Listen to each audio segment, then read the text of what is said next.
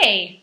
Hi! Hi. I am so excited to have this wonderful call, this wonderful opportunity to speak with you, Nicole. Me too. Um, for everyone, let me just introduce myself and I'm going to introduce you and tell you why we're here today to talk about some really fun stuff, hormones and women's cycles and why we're so crazy sometimes. Oh, yeah. Oh, boy. Yep.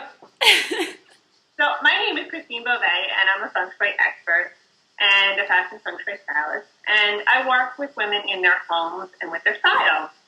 And when I'm with women, I'm always looking at their homes and gosh, there's so much they're stressed about. There's so much that they can't make decisions about, whether it's clutter, whether it's organizing their home, whether it's just decorating or picking a picture for their, bedroom and, trying to make an environment that feels good. And when it comes to their wardrobe, they just don't really wear the clothes that honor who they are. And a lot of this stress is because they're trying to be someone who they're not. They're trying to fulfill either a partner's goal or maybe their family or some kind of outside society where they're trying to be someone that they're not. And a lot of the times we don't realize that we're doing that. We're not, realizing that we're taking on these false beliefs and we're adding more stress to our lives. We're actually putting the blocks physically, mentally in our lives. And through my work, I've seen it all. And the challenging part is that women don't honor themselves. They don't take time for themselves. And today, I want to talk about something that gets a lot of bad rep. It gets a lot of negativity, and that is our cycle. Oh, That sure does. is our PMS cycle. That is our periods, or maybe we're going through menopause or trying to get pregnant. And what happens is we have so much stress in our lives. We have so many environmental toxins from all these lotions and potions to make us look smaller and bigger and, make our hair more beautiful are actually doing more damage to us. And we need to simplify our lives. We need to get back to honoring the cycle, honoring our bodies, and demystify that belief that women are biages, at that time of the month, or she's on the rag, or stuff like that, Yep. and go back to really taking time for ourselves. So my guest today is Nicole, and Nicole is the founder of Healthy Elements. She is a health coach who her expertise is in women's menstrual cycles and creating healthy hormones for them. Balances, I should say. And I know this topic too well because my own struggle with PMS and my cycle, I really had to go figure that out all on my own. I changed my diet. I had to find supplements to work with my cramps and personal issues. But Nicole has made it easy for you ladies. She's got this whole process. Gosh, I wish I found you like 20 years ago because it would have been so amazing. And she has an amazing program that she can talk about later today called Fix Your Period. That's now available as a home study program. And I'm inviting her to talk with me today about the easy ways that you can regain control of your life, balance out your hormones, and figure out how to reclaim your feminine vitality. So Nicole, welcome. Thank you. A little bit about your journey with us, that'd be great. Yeah, absolutely. That was such an amazing introduction. Thanks. I know, it's so funny we said that. I wish I had found me 20 years ago as well. Would have saved a lot of heartache. So basically, I am Nicole, as everybody knows now, and my journey started a long time ago. It actually started when I was a teenager, and I had a major hormonal disruption happening, didn't know what was going on. I think it's pretty typical for a lot of young women back then and now. And essentially what was happening is that I was not getting my period. At least it was not regular. It wasn't coming when it was supposed to. And when it did come, it came with a vengeance. And I just didn't know what to do. So I went to the gynecologist and she put me on the pill and just sent me on my way. And I was on the pill for a number of years. And while it made my periods more manageable and they came every month, they also, it came with a price. And I ended up having issues from taking the pill Things like chronic yeast infections, all kinds of stuff that, we don't even know that would be, oh, at least I didn't know was caused by the pill. Yeah, I was a little slow. So anyway, eventually I realized that I didn't want to be on the pill anymore. I really wanted to have a normal cycle. And so I went to see an acupuncturist, and he just opened up my whole world to just natural medicine and the things that I could try, I could do. And so that's essentially how the journey started into this whole world of natural women's health. That was 12 years ago. And I've never looked back. And so here I am now, 12 years later. I decided to go, I did a whole lot of other things. I was in TV production, and my health didn't really get any better through doing that. So I decided I needed to really shake things up. And I ended up going to nutrition school and then going on to apprentice at a women's health center, and then continue my training with Dr. Sarah Gottfried, who is, she's a hormonal goddess, I would say. And so that's led me to here. I founded the company, The Healthy Elements, 2010, so about 3.5 years ago. And I really felt that if I could help every woman I could get my hands on, then my goal would be achieved. And that's what's led me to here. Oh, that's a great story. And it's so great because you really know when you're talking to your clients how they're feeling, and you can relate to it because you've been on your own journey and you've seen what has worked and what hasn't worked. Yes, absolutely. So, how can we really start that component of where do we need to pull ourselves back when our hormones feel so out of whack? And I guess there's different times of the month. Like I know, like my work, sometimes I'm like, okay, I should be doing this at the beginning of the month and get all my writing and this done, because there are days when I just really need to sleep more or to rest more. And, it's so hard for us women because we live in a society that pushes us go, go, go, and not recognize that we have to honor our cycles. So can you talk a little bit about honoring the cycle and the different phases that we go through? Oh, yeah, absolutely. I think that, and we've talked about this too before, but just the idea that we think that we're supposed to be exactly the same as we were, on day 15 of our cycle, that we will be on day 27 of our cycle. It's insane to think that, just because there is so much hormonal fluctuation happening throughout the monthly cycle. And if you, if you start with day 1 of your cycle, which would be, the day that you get the first day of your period, usually that is the day that you have the least energy of your entire monthly cycle. So that would be technically a day of rest. And around the time, just in general, when you're on your period, you want to be resting as much as possible, and just taking, whether you can take a day off of work. I know that that's probably impossible for many people, but if you can, that's an amazing idea. Or just, shortening your day in some way, canceling any kind of any kind of outings that you have planned, or any kind of date, anything like that, anything that's gonna make you even more tired. You want to just conserve your energy sorry about that. You want to just conserve your energy and be able to sort of go inwards. And I think that's what we don't do. There isn't a lot of self-reflection, I think, around this, this time of our periods. And so it would be, I think for most women, what they want to do is, come home from work, take a warm bath with some Epsom salts. Epsom salts are full of magnesium. They've got, they can relax your muscles, they calm you down. Magnesium is great for all of those things at that time of the cycle. And then, go to bed early, or even get a massage. I mean, all of these things are really great self-care tools to pull out of that toolbox during this time of your cycle. So that's really where, like I said, it's the quietest time of the cycle, and it's the best time to just take really good care of yourself. So that's the first one. I can keep going. It's not the day that you decide to declutter your house, or the day that you're going to go shopping for new clothes. I know Dr. Christine Northup talked about that whatever shows up emotion, like for that day, that first day, whatever you're going through is a sign of something that hasn't been healed in your body. So Yes. if you're having cramps and you're having stuff and that emotional stuff. So when you said go deep, go within, I think even, I talk about clients that meditating in the morning is so important. And I talk about that if you don't have a meditating space, you have a blanket for meditating.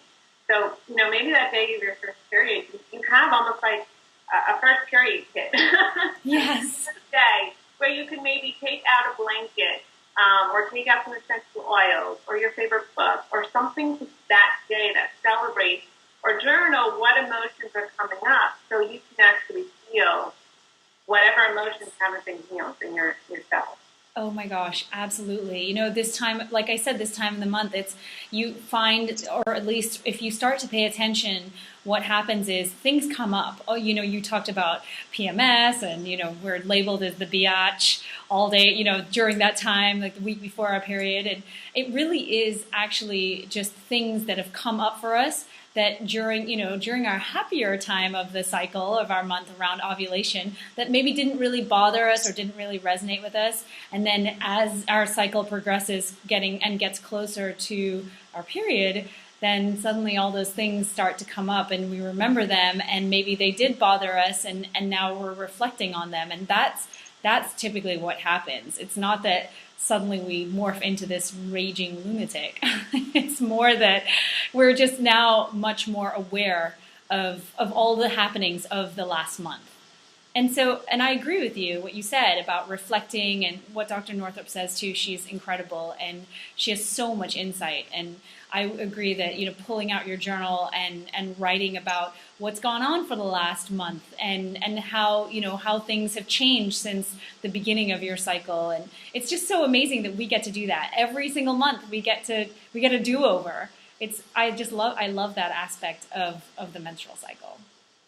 And I think, too, a good point is that's not the day you pick the fight with your boyfriend or your husband or your children. It's like, remind yourself, and I think even letting them know, I just started my period, and listen, I just need some quiet time. And that way, then we demystify that, like, biatch image.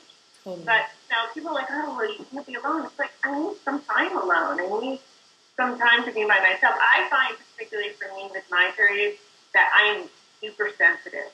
So anything that might have in the beginning of the month not bothered me, that day is like magnified. And I also find that I pick up a lot of people's energy. I'm sensitive as it is and in my work, but that day it's like everything's magnified and it's like almost you like need to disconnect and remind yourself it's not yours and kind of let go of that energy.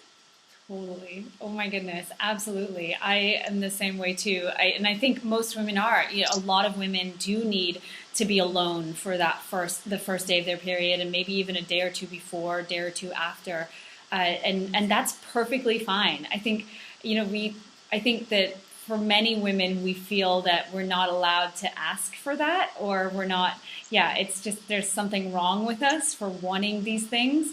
And again, it's such a good time to just get back in touch with you and what it is that you want and just asking for that. And I agree with what you said, like telling the man in your life or whoever's in your life that, you know what, I just need some space, or this is what's happening. My boyfriend knows exactly what's going on in my cycle at all times. He's just like, okay, I know what's happening here. Do I need to hold you? I think that really helps. It just having, explaining to the person that you're in a relationship with what is going on, opens the door for compassion and understanding and not this, anger, because there is this dark side that tends to come out around this time of our cycle as well. And that's fine. I mean, that happens. I think getting in touch with your dark side is not a bad thing. We're all human beings. We can't be perfect all the time. We can't be all light and shiny all the time either. There's always going to be, like I said, it's a cyclical thing. We're like nature.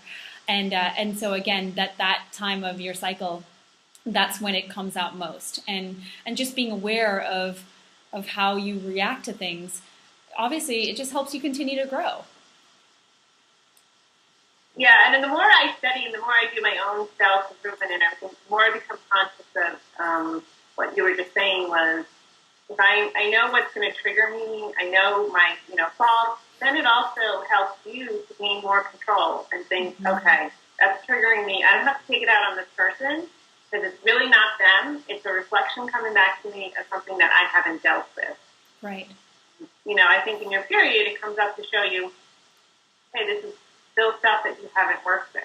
Yeah. So if you found an hour, and if you had children, you had a play date for them, or that's when you took a movie, but that's the day you have a movie date for them. You know, and you can, you know, let them go play or do something, or just, you know, find at least an hour or two that day to make it really powerful.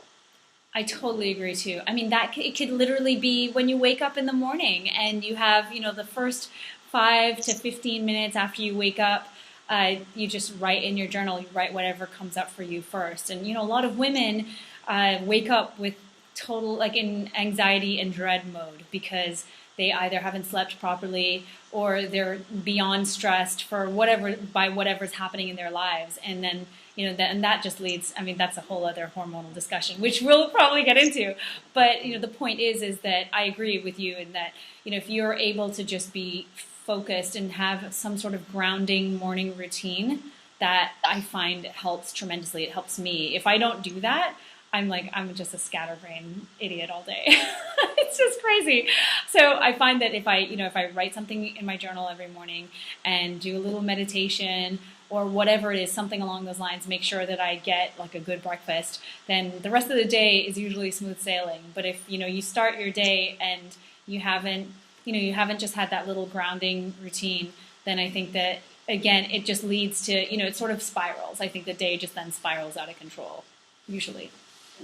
And I think, too, also, it's that day, whatever you're going to wear that day, I know sometimes that you want to be more relaxed, your body's just so for some women, they don't have any cramps.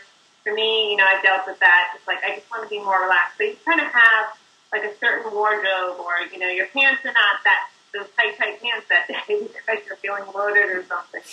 But, you know, have those even in your clothes, even in your wardrobe. It's like something to wear that will make you feel even more peaceful and calm and comfortable that day. Totally. Especially if you have to go to work. Yeah, I agree. I totally agree with that too. I think that, again, you know, you should be, it's the whole idea of self-care, and you want to be as comfortable as possible just during that time of the month. And because it's for, I mean, I think about all the girls who have to really dress up for work and wear really restrictive clothing. I would think that would be I've never had to do that. So I would think that would be challenging. At least it would be for me. And so again, if there's any way to, you know, just think about what it is that makes you feel the most comfortable, then that's what you should do during that time, for sure. So when is the best time? Like, you know, my clients want to go, you know, organize their home and get rid of stuff. What time of the cycle would be good for that? Oh, yeah. Oh, I love talking about this stuff. I mean, so we already talked about what time of the cycle is the perfect time to do nothing. Now we're going to talk about the busy times. So as you finish your period, you move into what they call the follicular phase. And this is a time, and the follicular phase is basically a time of growth and rejuvenation. And so what happens is, you know, your follicles and your ovaries are growing in order to eventually release an egg during ovulation a week and a half, 2 weeks later. And so that is a great time to start to get bolder and do things, do more fun things. As you lead up to ovulation, you want to be out and about, you want to be busy. Exercise is really great around this time just because your body is able to handle more strenuous activity around this time of your cycle. And you'll also find that you want to go out, you want to socialize, you want to speak up at meetings at work, anything along those lines that has you being out and about and socializing with people is great for any time after your period all the way through ovulation. So that's like just after the middle of your cycle. And then like just using, oh, sorry, go ahead. How many days is that?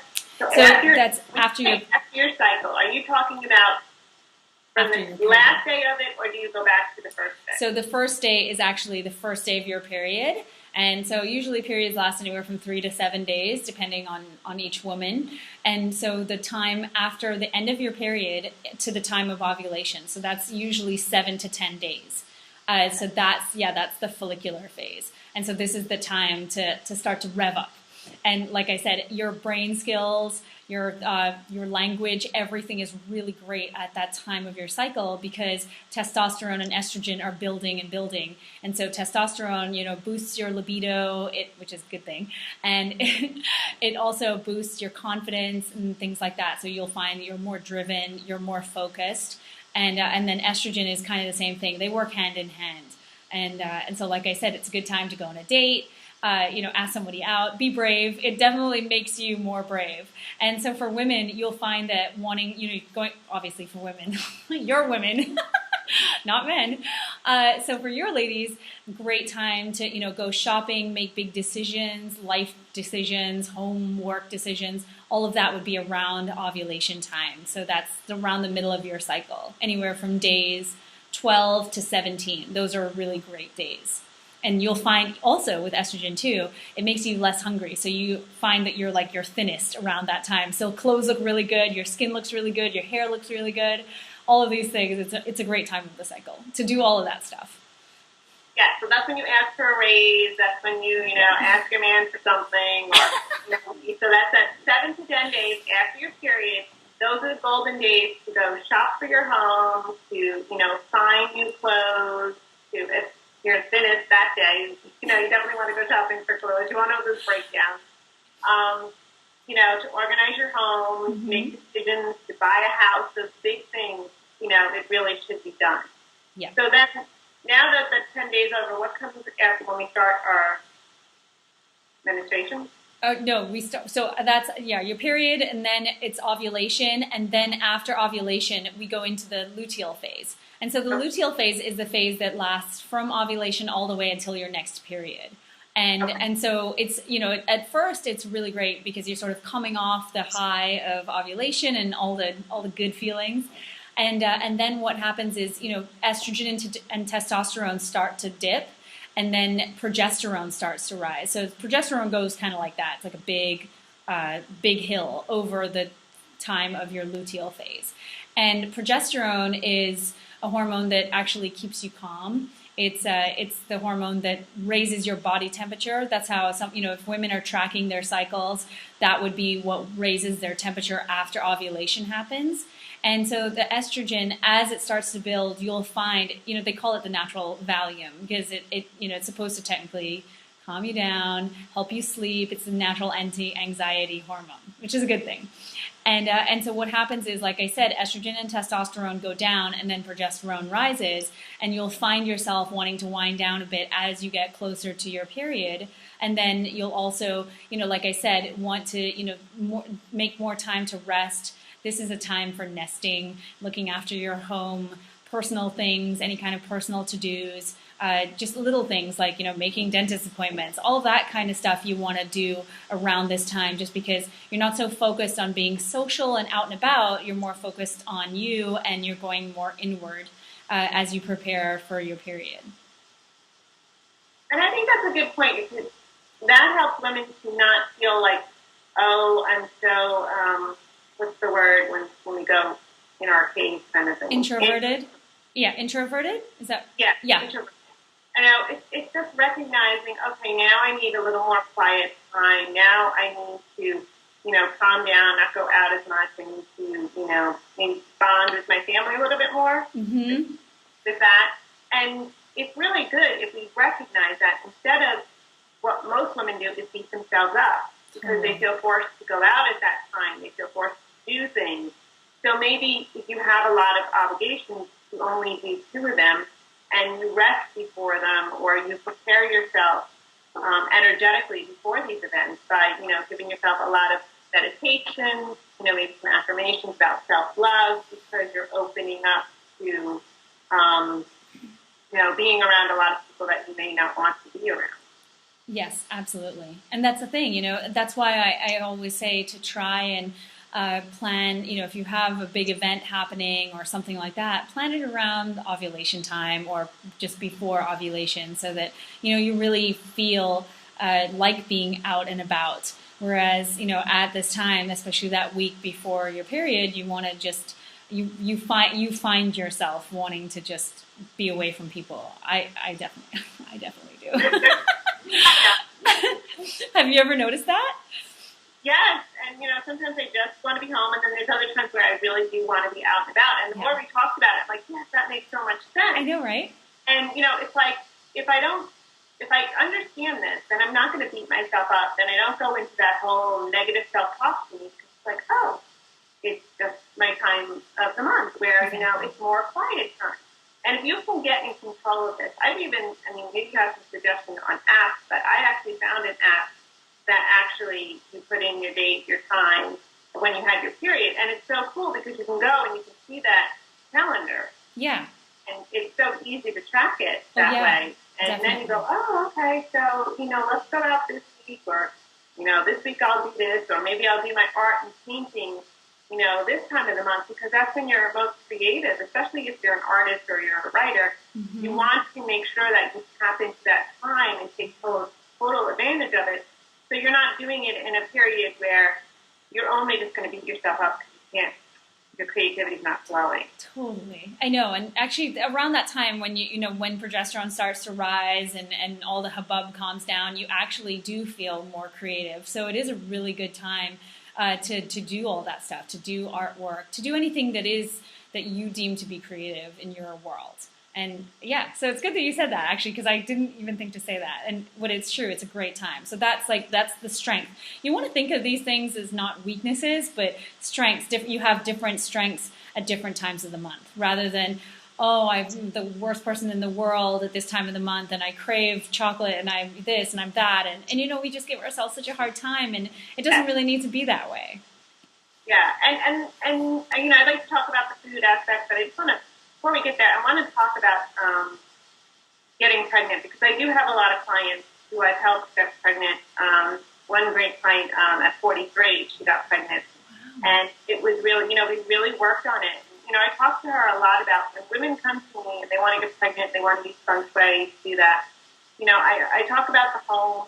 I talk about you don't vacuum under your bed if you want to disrupt the energy. But I do talk about setting up the home and changing it to be prepared for welcoming a baby in. Right. So even going to a baby store and maybe buying a little bit, not something big, maybe a rattle or magazine, or just being in that environment, it gets your energy flowing. But what is the best time to really women to get clear about getting pregnant and not stressing about it? Oh, honey. Yeah, not stressing about it. That's the big one. Well, when you're asking when is the best time in our cycle, or for someone to think about being pregnant, or to want, to think about getting pregnant, is that what you mean? What are those key days? Let's get the key days. Yeah. A lot of discussion on what are the days that you get pregnant. Yeah. So those basically it would be if you're trying to get pregnant, when the best times to have sex for that would be the 2 days before ovulation, the day of ovulation, and then maybe even the day after ovulation. So it's really it's a pretty short window, just because sperm can live in a woman's body for up to 5 days, and the egg will only survive for about 24 to 36 hours. So it's a very short window for women who are trying to get pregnant. But it's also a very long window for women who aren't. So it would be days, the 3 days before ovulation. Those are really the key days. Just because at that time, your cervical fluid, that's the other thing too, your cervical fluid changes throughout the month. And so at that time, it's called fertile cervical fluid because it's long and stringy, and it actually helps the passage of sperm. So it helps sperm get to the egg to fertilize it. Good. And that's good to know if you're trying not to get pregnant. Oh, yeah. Yes. And we protect those days. Yeah, definitely. Especially, I use what they call the fertility awareness method. So I track my cervical fluid, and I also track my temperatures. And so for me, I know exactly when I'm ovulating, and I just, I either use protection or I just stay away from it. It's, depends where I'm at. But, so for women, that's what they need to do if they're not on the birth control pill, obviously. So let's talk about the other thing that I see a lot of women come into, and that is they can't sleep. They struggle with sleeping. And when they come in from a feng shui perspective, I will look at how their bedroom is set up, I will make sure that there's no, a lot of times I see it, it's like there's the alarm clock, there's the iPad, there's the iPhone, there's the TV, there's clutter in the room. And we get through all that clutter and we make that bedroom, I mean, the bedroom should be serene. It's for romance and it's for, sleeping. Yeah. And they're challenged with their sleeping. And maybe I've taken care of all those electromagnetic fields and stuff like that, and they still can't sleep. How does the hormones come in contact with not sleeping?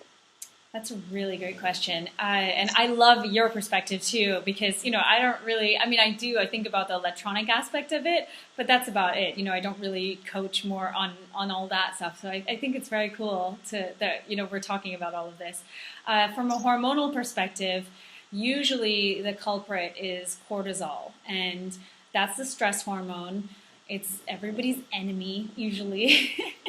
So essentially what happens is we experience stress, and then our adrenal glands, which are two little glands that are sitting on top of our kidneys, they release cortisol. Cortisol is released in response to any kind of stressful situation that we experience.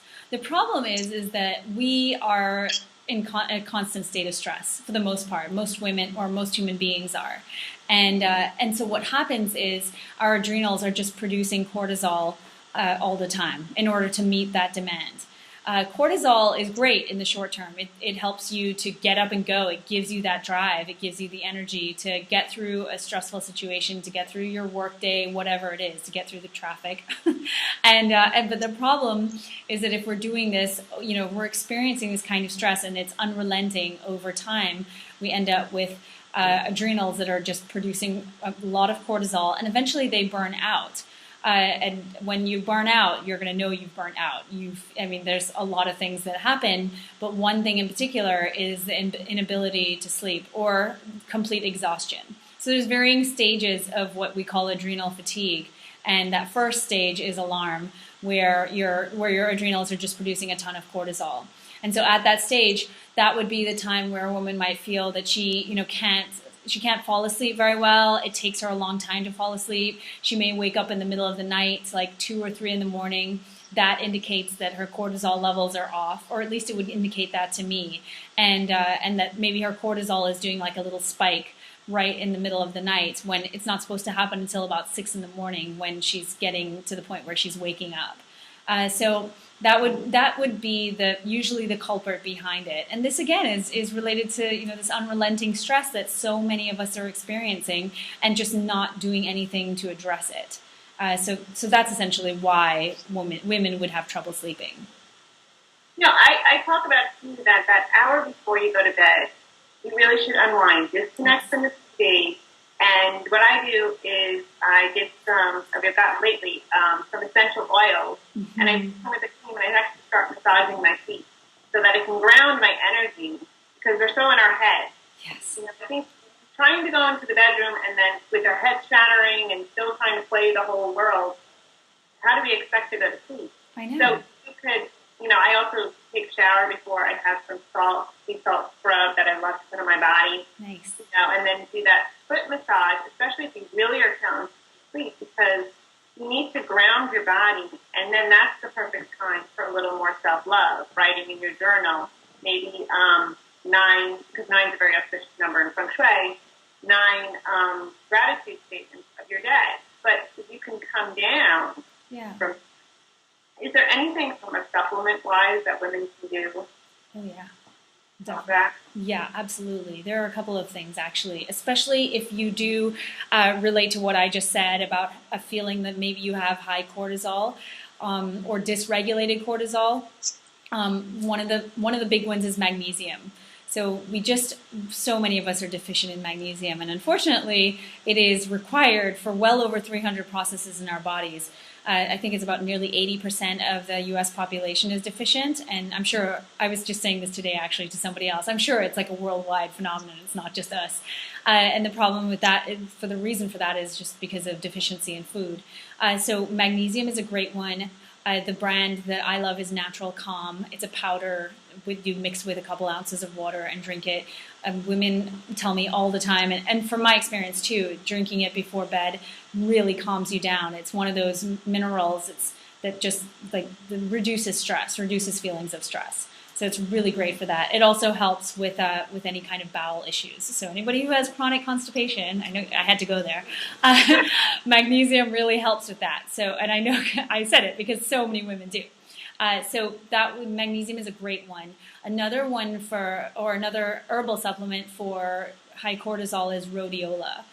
So rhodiola, yeah, it's proven repeatedly to help with high cortisol levels. So I think rhodiola would be another option too. I think those two are really good. I do, and actually I've been taking magnesium for a couple of years now, and I know it helps with my PMS. Yeah. It does help with regularity, and we know that if these ladies have a lot of cramps and stuff like that, that if they're not regular, that's going to create, and that's a whole other story for us to talk about, but that creates a big problem with cramps, PMS. So, and I do the rhodiola with a product called Catechol from the Jardim personalized nutrition line that helps me as an O blood type, takes off my stress. And let me tell you, when those days, like I know where I'm at lax, I'm taking that Catechol, and that it's got the rhodiola in it. Right. And that makes such a difference for me. Good. It just helps. So I know the magnesium. Now, do you talk about magnesium citrate? I'm not entirely sure what kind of magnesium is in Natural Calm. I believe it is magnesium citrate because there are a couple. There's citrate and glycinate, and then there's another one too that I always forget. I use the citrate, and it is very helpful. Just be careful if you. I will just give it as a warning. If you are already a regular person, don't take too much. Exactly. Yes. One serving. Yeah, one serving. I agree with that completely. And that's the other thing, like you said too, it really helps with, just as it helps with our bowels, those muscles, it helps with our uterine muscles as well. It helps to relax them and reduce cramping. So that's another great aspect of it. Cool. So we're only coming down to the time frame here, but there's one more question. Let's talk about sex and our libido, and again, I want to go back to the bedroom and I want all the electronics out. Yes. It's always about the environment too. Make yourself feel sexy. Put on that sexy lingerie, or put on some sexy music. Some scented oils. Get out. Those are the nights you have the sexy, bedroom sheets out. But what happens when we've got that all set up, and again, our body's kind of like just not there? Yeah. Oh boy, I know. I mean, that's, it's so funny. It seems to be an epidemic, this whole lack of sex drive situation that's happening. It's so unfortunate because we're made to do this a lot and it's not happening. And so I really love all of the things that you do. I'm sure that all of that is tremendously helpful, but I agree that at the end of the day, for some women, it does come down to a hormonal issue. And so it could be that that a woman has low testosterone, because testosterone is primarily responsible for sex drive. And so if we have low testosterone, which can happen for a number of different reasons, then we may have issues with sex drive. And the main cause of low testosterone is unfortunately the birth control pill for a lot of women. And the reason for that is because most pills that women are on today are the low dose pills, and they're providing a very small amount of estrogen and testosterone to our bodies. And so the problem with that is that our bodies may need more in order to function at the level they're supposed to. So if we're not getting the right amount, then it's just going to completely kill our sex drive and our juiciness. And so that's essentially what typically happens with women who've been on the pill or who are on the pill. And the problem with it too is that it can last the side effects of that can last for a long time. So that's what I found is the most prevalent reason for low sex drive. And then of course stress. When your mind is so full of all these other things, who has room to even think about that, right? And I'm sure you probably have that happen, or your clients say that to you all the time. Yeah. Yeah. And also I think the masculine and the feminine. Yes. It's because we have become so much more of a powerful woman these days, or the career woman, that I hear it all the time. I'm listening to a recording where Marianne Marianne Williamson was talking about, gosh, I can't remember the person, the study that was done, that basically says that it takes 30 minutes for the mind to shift out of the masculine into the feminine. So when a woman comes home from work, she should really do some yoga that time, do journaling, take some time, because she needs that 30 minutes to come out of her masculine energy and get into her feminine energy. And I think that's what happens to so many women. They try to have sex, but they're still in their masculine mind, thinking about, I should be this, I should be in control. And the masculine and the feminine, the guy is the masculine energy, and that's your time to be that feminine self. Totally. I love that. I'm totally stealing that from you. So, that's so important. Like, even when you go out on a date or something, you maybe take a bath or you put on some, sexy lingerie. Ladies, come on, they got to have some sexy lingerie in your, I know it's not comfortable all the time. Trust me, I have my comfortable underwear and then I got the sexy underwear. Totally. But you need to be putting something on and get into that energy. And that's why, too, in the bedroom, you want to look at it so that it's not so masculine or overly feminine. It's the yin and the yang, which I know you know very well with Chinese medicine.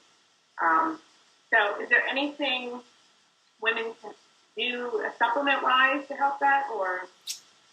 Yeah, I mean, it's really tough. I think that again, hormones, they don't exist in a vacuum. They tend to, they all work together. And so when there is one imbalance, there's typically another or a couple of imbalances.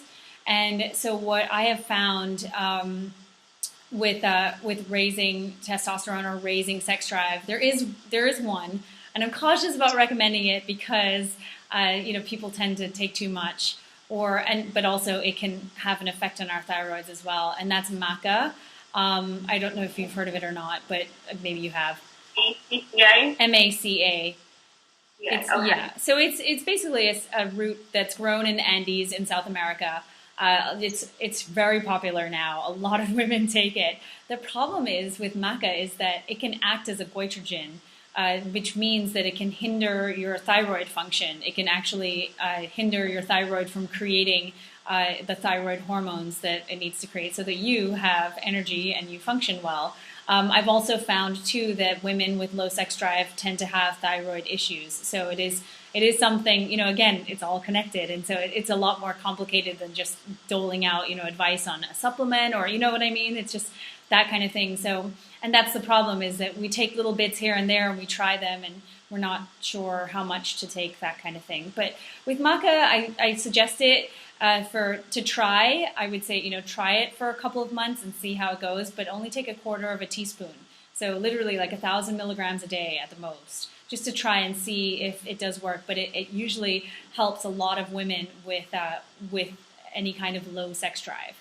Also, I would recommend too, I don't know tons about this. It's something that I'm starting to learn about, orgasmic meditation. I don't know if you've heard of that, but I hear that it is quite effective. And, again, it's not anything that's going to harm your health. So it's always great to try practices versus crazy herbal things that you don't really know whether they work or not. Maca has been shown to work well, so that's why I would recommend that to women if they want to try it. But the orgasmic meditation is a whole other ballgame, and I don't see why anybody wouldn't try it. Yeah. I know, right? And you can even do it with your partner. So it's a whole process. But I think that women should look into both of those things if they are trying to get their mojo back. Yeah, even things like belly dancing, Bollywood dancing. I mean, anything that's going to get those hips, second chakra moving, I think, because that's where the energy becomes stagnant. I know you're a big component of acupuncture. Mm-hmm. That opens up. But I agree with you, and I really want to stress this to women. When it comes to hormones, don't really try to do it on your own. Mm-hmm. I really think you need to talk to someone. And Nicole, I know you do this every day, full of knowledge, and I want you to share with the ladies how I can work with you, and also talk about your new program at Christine Bove. Yeah, absolutely. Thanks. So I have private clients that you can come and see me privately, as well as group programs that I offer intermittently throughout the year. I think I'm going to launch another one in September. But right now I've just launched a 4-week home study program. So this is where women can sign up for a program and do it on their own, at their own pace. It's hosted all online, and then they of course have access. They have access to us via email, and then our Facebook group where there's a whole lot of conversating going on about orgasmic meditation and things like that. So that's what I've just launched, and it's available on my site, and any woman who goes to the website will be able to click on my services and find the home study program there and purchase it if they would like to do that. Cool. And your website is called? Oh, yeah, that helps. It's thehealthyelements.com. So it's thehealthyelements.com. And I'm going to list all this information below the video so they'll have it and, this 4-week program. And, ladies, this is really an eye-opening for many of you because maybe you weren't aware of this stuff, and I hope you really enjoyed the conversation that we were having. To also see that it's to improve your health, to make a change in your life, you have to take responsibility. And you don't just change one area, you're changing everything. So your environment, your image, your health, what you're taking internally. And the best advice I could say is that everyone is unique.